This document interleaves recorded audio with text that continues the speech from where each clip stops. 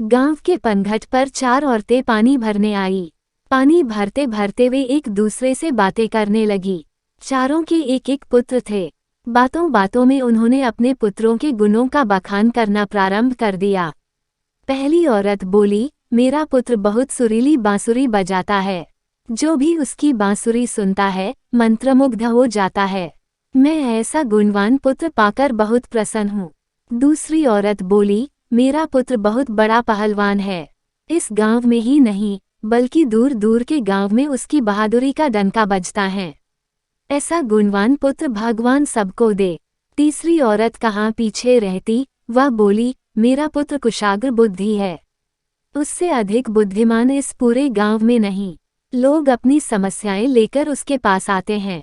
मैं ऐसा पुत्र पाकर धन्य हो गई। चौथी औरत ने सबकी बातें सुनी लेकिन कहा कुछ भी नहीं। इस पर वे औरतें उससे कहने लगी, बहन तुम भी तो कुछ कहो ना। तुम्हारे पुत्र में क्या गुण है? कोई ना कोई गुण तो उसमें अवश्य होगा। वो औरत बोली, क्या कहूँ बहनों, मेरे पुत्र में तुम्हारे पुत्रों की तरह कोई गुण नहीं है।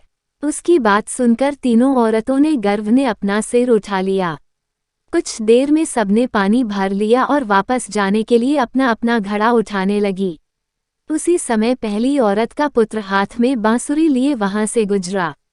उसने देखा कि उसकी मां पानी से भरा घड़ा नहीं उठा पा रही है, किंतु वह यह अनदेखा कर बांसुरी बजाते हुए वहां से चला गया। दूसरी औरत का पहलवान पुत्र कुछ ही दूरी पर मुदगर घुमा रहा था।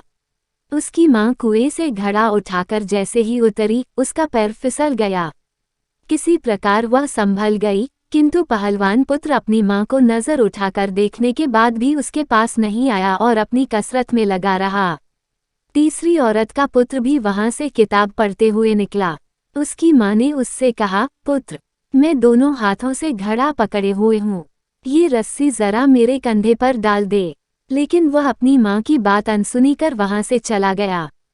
तभी चौथी औरत का पुत्र वहां आया। अपनी मां के सिर पर घड़ा देख वह उसके पास गया और उसके सिर से घड़ा उतारकर अपने सिर पर रखकर चलने लगा। कुएं के पास बैठी एक बुढ़िया यह सब देख सुन रही थी। वह बोल पड़ी, मुझे तो यहाँ बस एक ही गुणवान पुत्र नजर आ रहा है, वही जो अपने सिर पर घड़ा लिए जा रहा है। माता पिता की सेवा करने वाले पुत्र से गुणवान पुत्र भला कौन हो सकता है? उद्धरण चिन्ह। सीख। गुणवान वही है जो अपने माता पिता की सेवा करे और साथ ही सबकी सहायता के लिए तत्पर रहे।